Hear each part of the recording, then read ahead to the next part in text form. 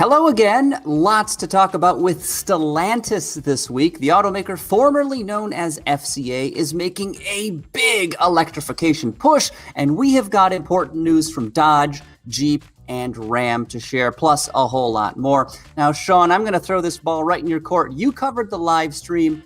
Give us a taste of what's going on.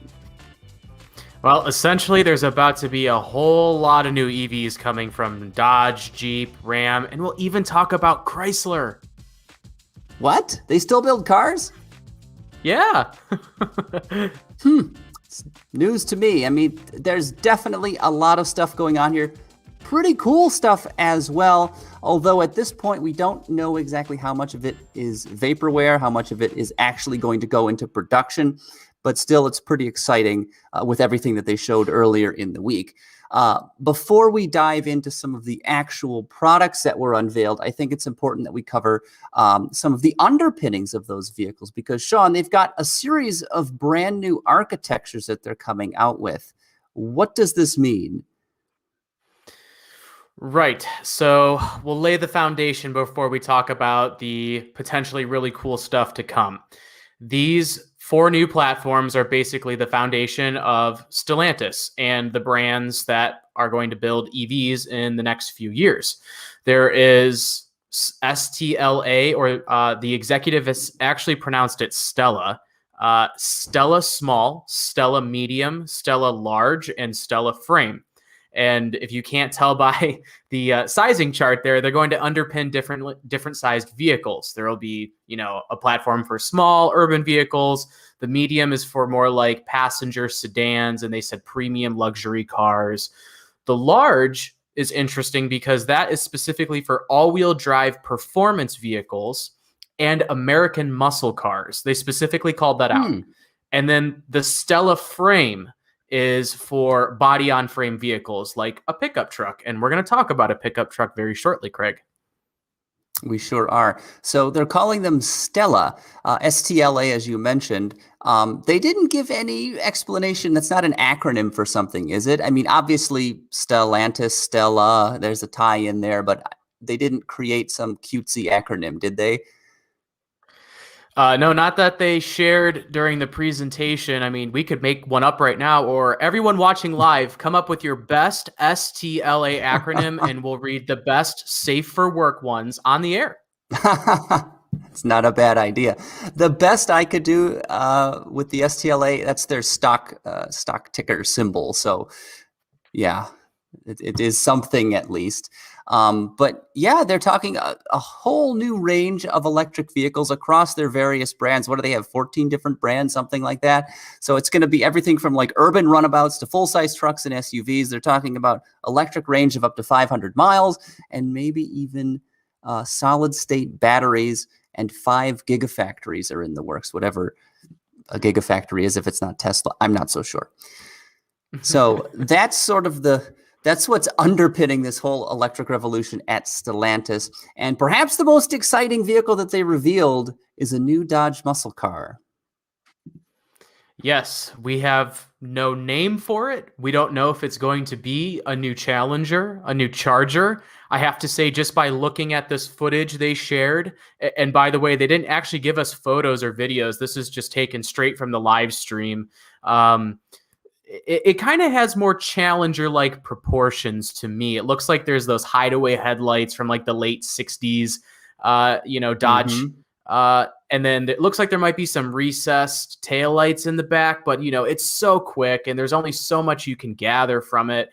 What I did notice is that the vehicle shown here, it does say it's a concept car. So I'm sure we'll see some sort of concept in the years to come. This is going into production in 2024, Dodge said. And it can do a 4-wheel burnout. You can see right there. All four tires are smoking. So all-wheel drive, which is important. Like you look at a Demon or something, all that horsepower, like it's going to just the rear wheels. You can't put that down very effectively. So all-wheel drive is going to be mandatory if they really want to increase the performance, to really up the performance ante, which Dodge claims is why they're going electric. Supposedly, they've kind of reached the limit of what internal combustion can do. Hard to believe. I think they could push a little farther if they wanted to. but it's easy to get strong performance when you go electric. So it's kind of an obvious choice for a performance car. So it'll be interesting to see what they do here. Yeah, I think it's kind of exciting territory. I mean, there seem to be very split reactions on this vehicle that we don't have a name for or anything yet. There are a lot of people who are upset because, Dodge has really staked its claim in the, in this, last few years at least, as like we build muscle cars. And, a muscle car in its interpretation is, practically a big lumpy V8 rear wheel drive. You get, it's not meant to, carve through the canyons. It's meant to go straight, fast in a straight line. Now, what Dodge is saying is that, well, these are still going to do that. And, perhaps they will carve through a canyon road better, but it's sure as hell going to fly down a drag strip, perhaps quicker than a Demon, with instantaneous torque and, all that good stuff from this vehicle. So we'll have to wait and see. No matter where you stand, I think it's exciting that, we could potentially be looking at finally a new Challenger or Charger or something new altogether. Yes. Like there have been rumors for what, Craig, like 6 years that they're going to build a new CUDA. I mean, like, whatever happened to all these new muscle cars they're supposed to build? Just put them on the back burner maybe, because they're selling a lot of Challengers and Chargers, and people love those cars, even though they are very old at this point. But it will be interesting to see what they come out with. They're claiming this will be the first fully battery electric muscle car, assuming nobody else at GM or Ford beats them to the punch. But it'll be interesting. I mean, I would have to think they're going to have a Challenger and a Charger, the coupe and a sedan version, because that's what they have now. They sell a lot of both of them. And I would imagine they'd have to offer both as electric cars. But again, they're only teasing the one for right now. So we'll have to see what they come out with. That's, it's really, really unclear. This is super early so far. Like, again, this could be a separate model, and there could be an electric Challenger and Charger coming down the pipeline, or the Charger and Challenger may not go electric. They could just get a hybrid powertrain. And then this vehicle that we looked at here could be like a flagship for the time being until they go deeper into battery electric power. We just don't know yet. The one most intriguing thing that Mr. Cole himself pointed out to all of us here at Roadshow was this car is wearing a very retro Dodge badge. Indeed, it is. It's a sort of a triangular badge that dates back, I believe, to the early 1960s. They have a name for it. You mentioned it, John. I can't remember. Fratzog. Was it? It was. I think it's Fratzog. That's it. I'm pretty sure. Yeah. Yes.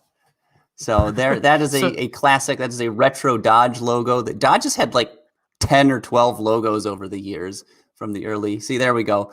From the Dodge brothers way back in the 19 teens through to today. It looks like they're bringing back the triangular, the Fratzog or whatever you called it logo, which to me looks like 3 chunky Eiffel Towers kind of brought together. So maybe that's the PSA tie-in they want to tip their hat to. I don't know. But I think it's kind of cool. It's always interesting when an automaker redoes its logo. So it'd be interesting to see what they do. One thing. Oh, go ahead, Sean. Sorry. No, I was just going to say, the other thing we should point out is we actually don't know if Dodge is going to adopt this badge or if it's just specific to this car. Is it just specific to their electric vehicles? We don't know. We don't know anything yet, but it's a cool badge. The 2 hash marks on Dodge vehicles right now, that like barely qualifies as a logo. It's kind of lame. It's more like a HTML code or something, just // Right. But right. One part of the presentation I was laughing at, it's kind of silly. They said Dodge will not sell electric cars. Dodge will sell American muscle. You guys are building electric cars. I hate to break it to you. That's what you're doing. You can spin it however you want, but they are electric. The term they specifically used was a lowercase e in front of the word muscle. E-muscle is what they're coining it. Hey, well, you got to see how it plays with people, but if people are upset, I mean, that's the way they're going. And we talked a couple shows ago about how Stellantis is basically giving, brands like Chrysler and Dodge 10 years to shape up and be like, why are you guys worth it? So the executives inside Dodge and Chrysler, they're putting a plan together to be like, here's why we're relevant. And we'll see. We'll see if that rings true. Yeah. Very good. So before we move on to the next topic of discussion, Sean, a few people in the chat did answer your question. So they came up with excellent. Yes. So Thomas Nickerson says STLA, the platform we mentioned earlier, could stand for Stellantis Transportation Locomotion Architecture. I like that. Pretty clever. Yellow Fellow says sucks to lowest automotive. And then probably my favorite, LV Raven 610 said, save this lame automaker. A little bit harsh, but clever. That one's my favorite too. Just if anything on creativity. Yeah, right. And another interesting point, Chad Kirchner in the chat says STLA is pretty close to TSLA for obviously Tesla. So maybe that's a little subtle jab at Elon's company. Maybe. Don't know. Yeah. So moving along, shifting gears, so to speak, the next vehicle we're going to talk about, they also showed another shadowy teaser. We can't tell much of what it is, but it's for an all-electric Ram truck that's coming out. And it looks like it's somewhat between a Ford F-150 Lightning, which is obviously very traditional because it's still basically just an F-150, and then the Cybertruck, which is just absurd looking. So somewhere in between, as you can see in the images that Evan's got up right now, very sleek profile, very sort of windswept bodywork. And it almost looks like a unibody vehicle because I don't see a gap between the bed and the cab. And it also appears to be a little buttress there. Yeah, I thought that too. It doesn't look like a Ram 1500. Certainly, this could be just like a concept sketch. Like this doesn't necessarily preview the final product. But this is what they showed when they said Ram is building an electric pickup truck. And it's supposedly coming in 2024. A lot of these cars they said are coming in the next 3 to 5 years is like their target frame to start launching. I think they said 8 electric vehicles in North America. I'm pretty sure that was the figure they gave. Lots more around the world, but specifically in North America, we're looking at least 8 in the next 3 to 5 years. And this pickup truck will be one of them. They talked a lot about there's going to be this battery electric option. And then there was this other option they talked about. They said it was a unique selling point, was their quote. It sounds like some sort of radical new range extender. They were talking up zero compromise when it comes to wanting an electric vehicle of some sort. Very vague about it. They weren't ready to share a lot about it, but they clearly wanted people to know that they have something up their sleeve when it comes to a zero emissions pickup truck. Is this the range electric paradigm breaker REPB you mentioned, Sean? Yes, it is. Quietly nodding. They didn't tell you anything about it at all, eh? No, they didn't say anything. They gave us that fun acronym. I mean, like, kudos for working the word paradigm into that. Like, that's pretty good for a pickup truck acronym of some sort. I like that. So good job on that, but we don't know what exactly it is. They were really just talking about how Ram is going to do an electric pickup truck. And they also did hint that there is a mid-size truck coming. Yes, and in fact, that dovetails perfectly. Ethan G in the chat room on YouTube was just asking about an all-electric Dakota midsize. So they did mention that, right?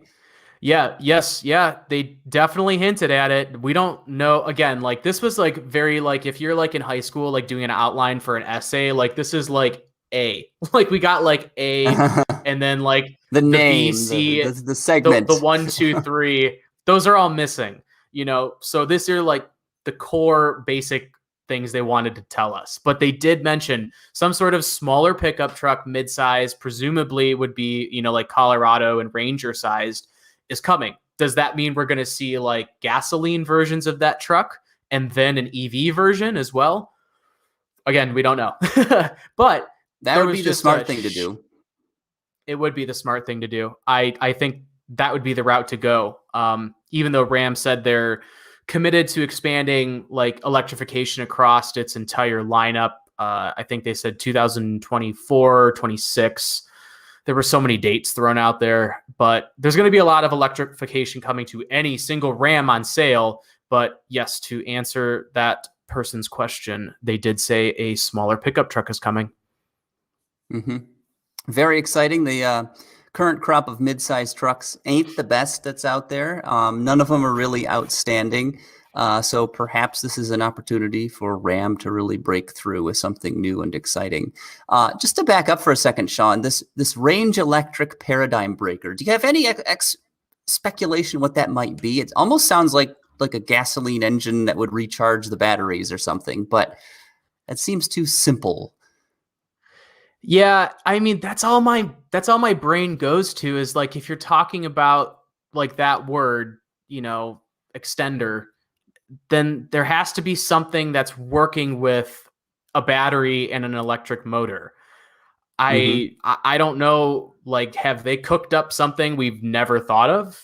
Or is it going to be just something like there's a small internal combustion engine on board that never powers the wheels, but if you run out of juice in the battery, it'll act as a generator and supply energy to the battery and drive the wheels. That is all I can think of, unless they've got, they're going to run it on like algae or something. I don't know. Did they come up with something really crazy? Maybe to match the 1960s Dodge logo they're teasing, maybe they're going to bring back a turbine engine, and that can be your range extender. That would be pretty cool, because Chrysler built a couple turbine cars back in the day. Everyone should go look that car up because it's freaky what it sounds like. It sounds like a plane. Yes, it's like it does. It does. So yeah, interesting to see what range electric paradigm breaker will be, if that's even a real thing. But Ram electric truck, that should be out, they're saying, around 2024. So just a few years until they get that out to the market. You can read, of course, about all of the stories we talk about in this episode of Roadshow News Recap. You can head on over to our website, theroadshow.com, or we will put links in the description box on the YouTube video here. So if you want to learn more, you can hit those and take a read. I highly recommend you do that. And of course, if you are watching live, make sure you drop your questions or comments in the chat room, because we love interacting with you guys. So do that if you've got a question or comment. But moving right along, there is Jeep news to talk about, and lots of it, Sean. It seems like Jeep was half of the presentation. Yes, the presentation was out of Stellantis's 14 brands. They picked 6 to highlight, and Jeep was a big one they wanted to talk about because, guys, if you don't know, that part of Stellantis is very, very profitable. Yes. So big focus on Jeep. And their banner headline basically was Jeep is going to offer an fully electric model in every segment it competes in by 2025. So that's a big deal, number one. And they actually also tossed in a few images and I think some video of the 2-row Grand Cherokee 4xe. We've seen the Grand Cherokee L, which is the 3-row version of that SUV. We haven't officially seen the 2-row version, which is the Grand Cherokee basically everyone's used to. They haven't done a 3-row in modern times. So, and this confirmed that it is going to get a plug-in hybrid powertrain. It's going to wear that 4xe badge like the Wrangler does. And then there was a couple other nuggets, including a concept car they actually didn't address, but it seems to wear the Freedom name, the Wrangler Freedom, and it says 0 emissions on it.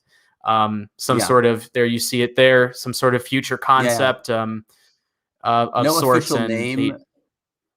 or doors, again, they didn't, or doors or windows. The future is doorless and windowless and nameless is the takeaway here, everybody. Yes. No, but it looks like one of those Wranglers they build or one of the Jeeps they build for the Moab Easter Safari, right? Like it's a concept. It's clearly based on a production model, but like you can see there's no B pillar there. That's got different windows. It looks lifted, but Yeah, and this video, I think this video tells the story of some futuristic couple out in the wilderness, and because Jeep showed off these wild technologies that we don't know if they're like it's stuff we're working on or this is what they imagine the future could hold. Like peer-to-peer charging. Plugging your Jeep Freedom into your friends to like, hey, like I can share my battery with you, or I guess the analog version of that is like siphoning gas. I don't know. Yeah, right. Yeah, we'll get to all that in just a second, because that's part of they had a whole thing about innovations, right? But we got a couple questions in the chat room. Lazek wants to know, who will the battery provider for Stellantis be? Is it going to be SK Innovation, LG Chem, Panasonic, somebody else? Do we have any idea who's doing the battery work for them? I don't right now. And to be super honest with everybody who's watching, it was a scramble during this presentation to write notes and listen to what they were saying. It moved very, very quickly. So all we know is that they have some gigafactories coming, and they're going to have some, not some, I think it was like $36 billion worth of investment or something like that. Global investment. It's huge. Yeah. More philosophical question. LV Raven 610 says, does the Chrysler brand even have a future? Jeep, Dodge, and Ram all seem to have a very strong market presence in their segments. And how will the company save Chrysler, basically? Because what do they have? The Pacifica, the Voyager, which is a version of the Pacifica, and the 300.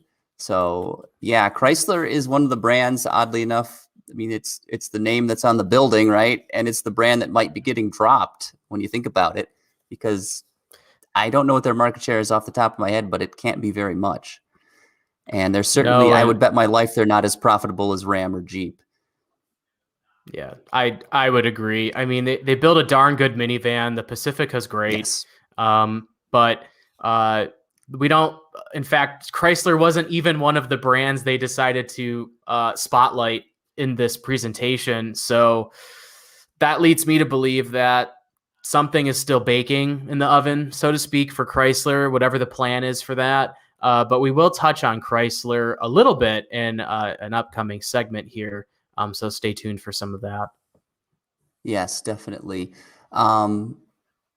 Just looking at the chat, people are asking, will the Grand Cherokee finally get an update? Well, we have the new Grand Cherokee L, which is the 3-row model. That's pretty much out now. They only just showed the 2-row model, which is sort of the bread and butter version historically, because that's what they've always offered. So that will be coming, I believe, by the fall is when the standard 2-row model should be coming out. But beyond all of that, more Jeep news. And this actually, is sort Craig, of trending just really more into quick. Concept. Oh, sure. I was just say really quick over here on Facebook, we have Sterling Range asked, they're bringing the Dakota back. They didn't specifically say the Dakota. They just talked about a mid-size pickup truck. So I just wanted to address that. We don't know if it will be a Dakota.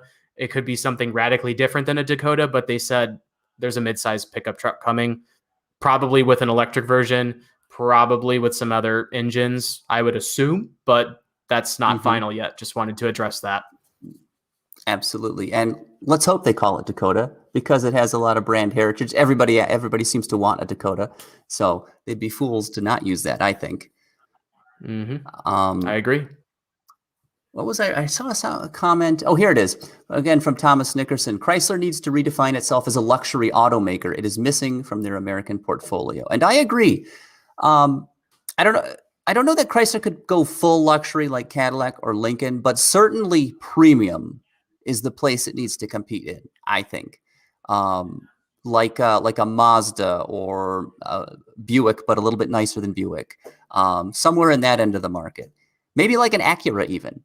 But I think they could do well if they occupied that space. Yeah, I thought that was Chrysler's lane for a super long time, that they would be not like true luxury, like you wouldn't cross shop a Chrysler and a BMW or even a Cadillac or even a Lincoln, but that like sub tier where like you step in, to like like you just said, a Buick, a nicer Buick, or if you're talking like SUVs, like a GMC, but softer, nowhere near as, trail rated and stuff like that. Chrysler's not making a pickup truck, but, like a Yukon kind of thing, maybe. I think that would be a good lane, and we'll have to see where it goes. And, we'll chat about more about this when we are going to touch on Chrysler in a little bit. Yeah. More just to wrap up right quick, a couple more interesting questions and comments in the chat. PRP says the battery provider should be a mix of companies, so if any problems with one, they will easily fix it and not have the whole company be stuck, which is a very very pragmatic solution, I think, to not put all of your eggs in one basket, right? The problem is automakers tend to like to purchase from components from like one company, because they tend to get a discount the more they buy. So it may be a little tough for them to do that, although your reasoning is absolutely sound, because as we've seen with like the chip shortage, right? If the company you're buying chips from can't make them, can't get enough, you ain't building cars. You've got your F-150s piling up. So diversification is not necessarily a bad thing. Yep, totally. We'll have to wait and see. 67 Blazing Fast SS was asking Trackhawk, so an all-electric Trackhawk version of a Grand Cherokee or something. I haven't heard about that. Have you, Sean? I haven't heard a peep, but it sounds like something doable. Quite honestly, if we're going to see more electric vehicles, I wouldn't rule it out. It doesn't sound that outrageous or outlandish. Yeah, absolutely. But more Jeep news, Sean. They teased a bunch of future technologies. Now, some of these are pretty pie in the sky, let's just say. But some of them are pretty cool. Can you run us through the list here? You teased a couple of them a minute ago. I did. I got ahead of myself. But the one is that peer-to-peer charging. Which is plugging your Jeep into another Jeep, and you can share a battery charge. Drone pairing. Clearly Jeep sees that the future people are going to have drones on them often, perhaps for exploring or looking out ahead. It would allow you to record your off-road adventures, is how Jeep kind of positioned this. Biometric recognition. This felt like, like iRobot stuff, like very out there, but it was included.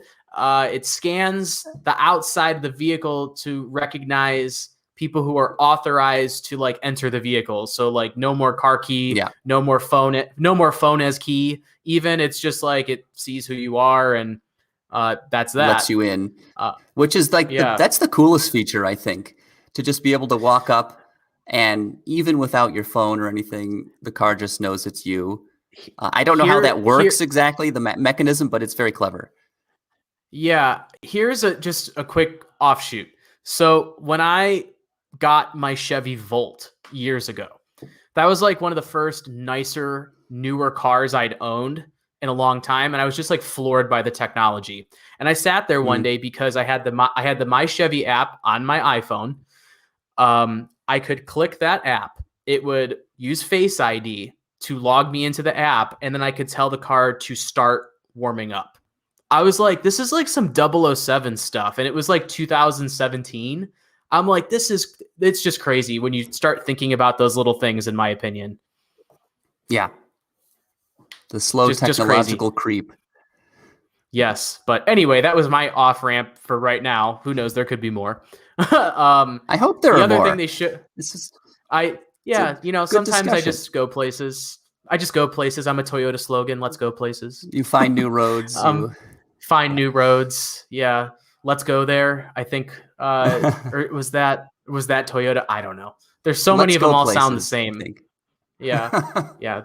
The least the pursuit of perfection. The most general slogan you can come up with is what they go with. Yes. Anyway, another technology they showed was autonomous off-road driving. The video clip of this looks very cool. But I sit there and think, I'm like, who actually wants to watch their car off-road by itself while you're not in it? That sounds kind of terrifying, or, it's basically just like crawling alongside you. So maybe that's cool if you're on a hike, like these very, very happy people are in the video. And this person's flabbergasted. That person was flabbergasted as it drove by itself. But maybe it picks you up on your hike. I don't know. There's probably good reasons for it, but an interesting one. I would be worried about the thing like misjudging a rut or a stone and getting high centered or something, and then suddenly your ride that was supposed to come and pick you up just never shows up, and you got to hike Just out of rolls the woods over or something instead. like that. Yeah, like what? A lot could go wrong there. Yeah, you'd hope it doesn't, but I mean, we're a long way from truly autonomous cars. So, like Craig said, some of this was pretty pie in the sky, But hey, people can dream. An idea starts as an idea. But we also had what here? Remote vehicle tracking to keep tabs on your Jeep while it's wandering around autonomously. Say you're out for that hike. And, you tell your Jeep, go play with the other Jeeps in the woods. And you just keep tabs on it on your phone, as one does in 2035, I think is the date they have on here. And then, say, I'm sure summon it and, it'll pick you up. But the cool thing that I think is probably the most production ready thing and actually seems to have benefit were these lie flat seats. So you could fold the seats down totally flat. And again, Jeep is showing this vehicle wandering around autonomously at night. And then like the roof's open and you can check out the stars and, sit there with people and hang out. Like that actually sounds cool. Like if you were just in your car, the seats are laid down, grab a snack and it can just kind of meander around. Or even if it wasn't autonomous, like if you could just park it somewhere while you're camping, I think that's cool. Yep. Yeah. And the lie flat seats are a great idea. If you're camping, you can sleep in your car, right? Like, because it's comfortable enough to serve as a bed. You don't have to scrunch up on the back seat of your Wrangler or something and try to get some Z's. You could actually just lay the seat down and take your nap that way. Yes. A flurry of comments in the chat room. Let's hit them. Where did it go? LV Raven 610 says, I have been a lifelong Chrysler fan and owner, and I think that the company has lost its innovation. Since they created the minivan, what have they done to create a product that everyone chases? And that's excellent question. They've had some success. Question. You remember, people make fun of it, but the PT Cruiser, when it came out, was a big deal. People were fighting to get those. Minivan, obviously the biggest thing they've done in the last 30 years, I would say. But yeah, what does Chrysler do to get back to its glory days? And the Chrysler brand specifically. And I don't know what the answer is. I don't know. It really seems like kind of everybody's doing the same thing. They're just printing money with crossovers and pickup trucks. Maybe which Chrysler doesn't even have any crossovers. Yeah, I know. Maybe this paradigm breaking pickup truck will go to Chrysler and that'll be like the next big thing. I don't know. Yeah. We'll have to see. But historically, Chrysler was, especially in the early days, very much an engineering company. They had very many clever features. They had very solid cars. They built a great product way back in the day. Everybody. And they built rockets and like air sirens and tank engines. Of course, every automaker was involved in production for the Second World War. But I mean, Chrysler made tank engines. They had. I think it was a 16-cylinder V-type engine with Hemi cylinder heads, which was sort of where they had their experience with that intake design, which they later applied, of course, to the Hemi V8 for 3 generations now. So a lot of innovation at Chrysler, but at least I'm 37 years old, at least as a kid when I was growing up, Chrysler, the big downside to Chrysler, they often had very flashy designs, but they also had pretty low rent interiors, and quality has, in my lifetime, been an issue for the brand. So I think a lot of people might, in this day and age, be soured to them. So yeah, obviously they're working to improve that. Oh yeah. So I mean, yeah, it was a Plymouth Neon. It was purple. Purple, no less. Was it the espresso model or what? No. It didn't have a tack. It didn't have a tack though. That was the weird thing on that car. Just a speedometer. Yeah. 67 Blazin SS also says a Chrysler Prowler was cool. So yeah, that's another one of their iconic designs. The Plymouth Prowler sort of looked like a 1930s tea bucket or something. Yeah. Though it only was, if I remember correctly, only offered with an automatic transmission and a V6 engine, so not necessarily a super strong performer. And the interior looked like a Dodge Neon. Gotcha. It did. It did. Oscar Sandoval says Tesla will dominate the EV sector. They kind of are right now. I don't think I don't think you need future tense there. It's happening right now. They're all over Everyone's chasing Tesla. Yeah. Whether they're doing it profitably or the right way is questionable. But they are certainly selling a metric ton of EVs more than anyone else out there. And the mind share that they have is incredible too. Like when people think EV, when people think high tech in the auto sector, what do they think? Your typical person goes Tesla. It's Tesla. And that's pretty important. So, but we'll see if Stellantis and other more traditional automakers can flip the script on them. It remains to be seen. Yes, but another Jeep. They showed another Jeep, sort of, didn't they, Sean, at the Stellantis EV Day? They did, and this was a really rapid fire part of the presentation with their chief designer, Ralph Gilles. And the headline basically from this, because they addressed it more than any other sketch or digital outline on stage, was what they called a white space Jeep model. And that's all they called it. I don't know if we have that photo that we can put up. There it is right there, actually. It looks like a Hummer SUV, like the GMC Hummer SUV to me. It doesn't look like a Wrangler. You know, it looks to have like 3 rows of seats, but a spare tire on the back. It's interesting. But yeah, that's what they called it, a white space vehicle. What does that just mean, all electric gigantic SUV? Because it looks just like the Hummer EV, right? Like it does. That's exactly what it reminded me of, or more Bronco than the Wrangler, actually, because this looks like chunkier, hefty. I think someone on our staff was like, is that a Grand Wagoneer with a spare tire on the back? That's basically what it looks like. Kind of the daylight opening, which is the glass on the side of the vehicle. And the rear hatch. And then the highlights they have on the picture here, you can see, it sort of brings to mind that bright work that goes around the windows on the Wagoneer and Grand Wagoneer. So in a lot of ways, it looks like an electrified version of one of those SUVs, but it looks a little bit more squared off, and it's got the spare tire on the back. So it's clearly not a Grand Wagoneer, but maybe it will be a Trailhawk version or something, or a Rubicon. Who knows? Yeah, who knows? But that's all they shared about that, and that kind of capped off like the big Jeep news. And then in this presentation was the Chrysler concept that we saw, and that they didn't even address it. It was just Mr. Gilles walked out on stage in a pre-recorded thing, and there was this Chrysler crossover SUV sitting there. And he pokes in on the inside, and we got a quick look at the inside, and that was that. It looks nice. I have to say, if it's a concept vehicle, I kind of think it already looks dated, because it looks like a Pacifica or the 200 sedan, like the front fascia. And unfortunately, we don't have we don't have footage of that or anything that we can share with you guys right now.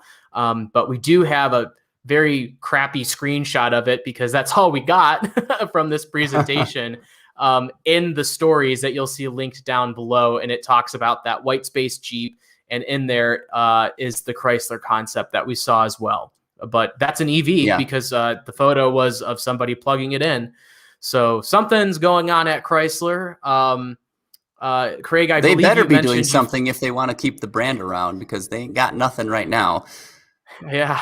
Seriously, they have 2 models functionally in their showroom. So, yes, you'd mentioned you found all their new slogans, and I believe the tagline they shared for Chrysler was "Clean technology for a new generation of families." You are 100% correct. I just pulled it up on the page here. Right. Yes. So having families in the name suggests minivans and people haulers. which isn't a bad business to Yeah. be in, like you said. I agree fully. The Pacifica is an excellent minivan, easy recommendation.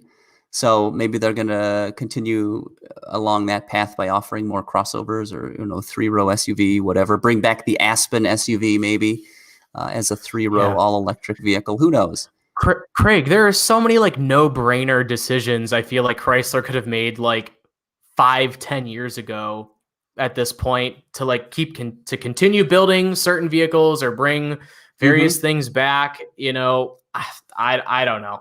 We got to see where this goes. We were talking about but this the other day.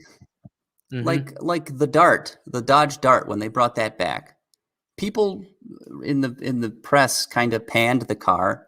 It was a pretty good car, really, and it still looks fresh. It still looks great when you do happen to see them out on the road.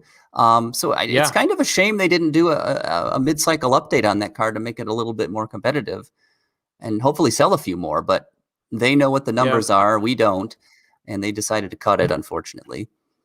Well, yeah, I mean, Fiat Chrysler at the time was ahead of the game basically by axing passenger vehicles. Everyone was like, what? They're so stupid to do that. And then 5 years later, Ford's like, nope, we're out. Focus, Fusion, dead. And now GM, their passenger vehicles seem like dead men walking, the Malibu and Buick doesn't sell a single sedan now. And it just seems like that'll be a Cadillac thing, unless Chevy decides to surprise and they're like, here's a new Malibu, but that does not seem likely. No, very unlikely. Yep.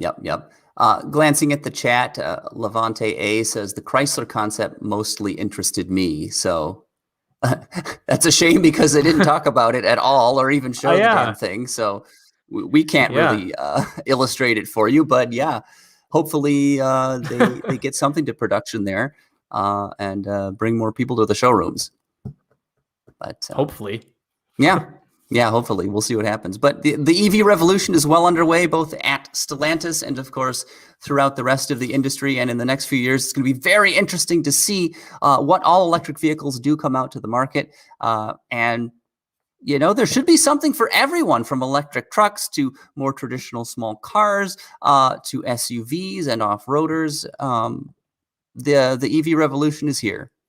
It's and not only that, finally arrived. We're going to see it's here, but we are going to see who sinks and who swims, because this is a big change. This is a big change, and we'll see if this EV revolution can sustain this many automakers and brands. Yes. Well, I mean, it's going to have to start drawing more customers because everyone's introducing EVs, and if people don't buy them, that's a major problem. But right. As battery tech advances, as the infrastructure for charging gets built out, it should get better every year.